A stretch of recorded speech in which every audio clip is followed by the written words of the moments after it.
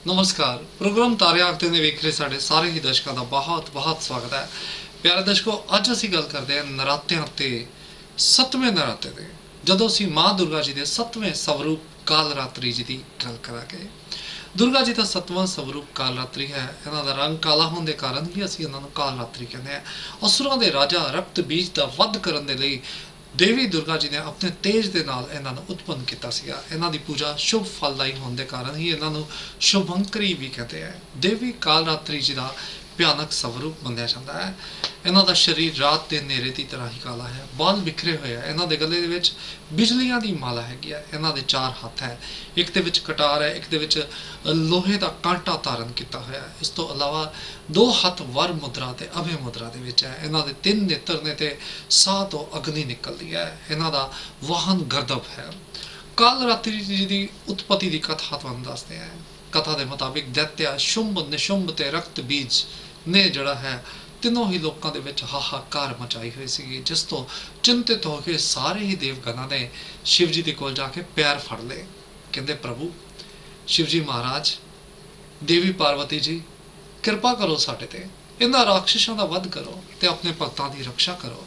शिव जी की गल मान के पार्वती जी ने दुर्गा मां का रूप धारण किया ते शुंभ निशुंभ उन्हां दा वध कर दिता। लेकिन जदों ही दुर्गा जी ने रक्त बीज नूं मारिया, उहदे शरीर दे विचों रक्त दे विचों लखां रक्त बीज पैदा हो गए, जिन्हों देख के दुर्गा जी ने अपने तेज दे नाल काल रात्रि नूं उत्पन्न किया।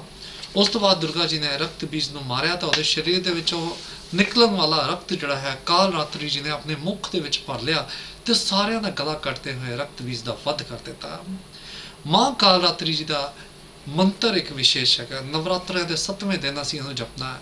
किहड़ा मंत्र है ये जानने के लिए तुसीं साडे WhatsApp नंबर 9872620533 ते सानूं कॉन्टैक्ट कर लो। सो प्यारे दर्शकों, नवरात्र का 7वां दिन जड़ा है मां काल रात्रि जी की पूजा जड़ी है 13 अप्रैल चैत्र के नवरात्रे ते जड़ा है 8 अक्तूबर आएगा शारदीय नवरात्रे, उदों कर सकते हैं। पूजा दे विच की तुसी उपयोगी चीज़ां लै सकते हो। 7वीं तिथि के दिन जड़ा है भगवती जी की पूजा दे विच गुड़ दा मिठाई अर्पित करके ब्राह्मण को देनी चाहिए है। ऐसा करने दे नाल पुरुष जड़ा है शोक मुक्त हो सकता है। ये मानता है कि माता काल रात्रि की पूजा करने दे नाल मनुष्य समस्त सिद्धियां प्राप्त कर लेंदा है। माता काल रात्रि जी पराशक्ति यानी कि काले जादू की साधना करने वाले जातकों के लिए बहुत ज़्यादा प्रसिद्ध है। माँ की भगती के नाल दुष्टां का नाश होंदा ते ग्रहां दीयां बाधावां सारियां ही दूर हो जांदियां। प्यारे दर्शकों, ये जिन्नी भी डिटेल्स हैगी है तुसी टाइम टू टाइम साढ़े अखबार के भी पढ़ सकते हो, वॉइस ऑफ एशियंस के तुहानूं दसदी है कि साढ़े नाल कंटैक्ट के लिए तुसी साडा वॉइस WhatsApp का नंबर 9872620533 ते अपना नाम, कंट्री नेम, सिटी नेम भेज के सानू साढ़े नाल ऐड हो सकते हो।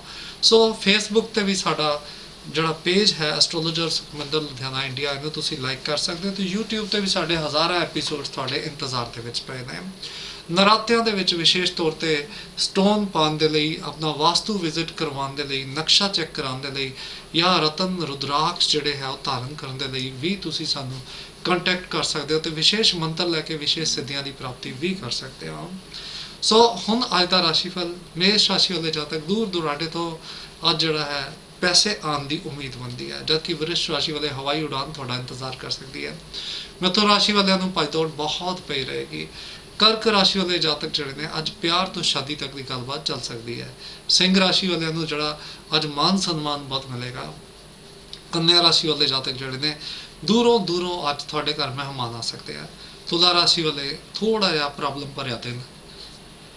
वरिष्ठिक राशि वाले जातक राह चलते गुस्सा आ सकता है। धनु राशि वाले बहुत ज़्यादा अज जड़े थोड़े मुख मंडल के उत्ते तेज़ महसूस होएगा। तो मकर राशि वाले जातक जड़े पैसा ज़्यादा खर्च होएगा।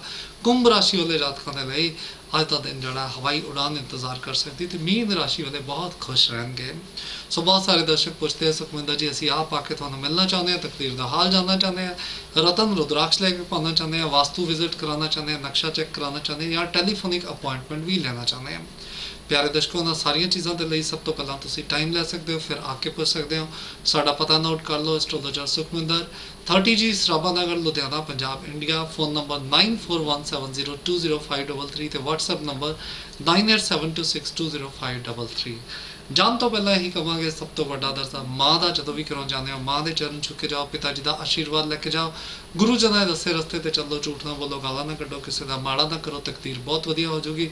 ਧੀਆਂ ਨੂੰ ਕੁੱਖਾਂ 'ਚ ਨਾ ਮਾਰਿਓ, ਹਰ ਘਰ ਦੇ ਬਾਹਰ ਇੱਕ ਜ਼ਰੂਰ ਲਗਾਈਓ, ਨਸ਼ਿਆਂ ਤੋਂ ਪਰਹੇਜ਼ ਕਰਿਓ, 10 ਵੱਧ ਕੱਢ ਕੇ ਨੇਕ ਕੰਮਾਂ 'ਚ ਖਰਚ ਕਰਦੇ ਰਹੀਓ, ਤੁਹਾਡੀ ਸਾਰੀ ਲਾਈਫ ਬਹੁਤ ਵਧੀਆ ਹੋਏਗੀ। ਕੱਲ ਫਿਰ ਮਿਲਦੇ ਆ, ਨਮਸਕਾਰ।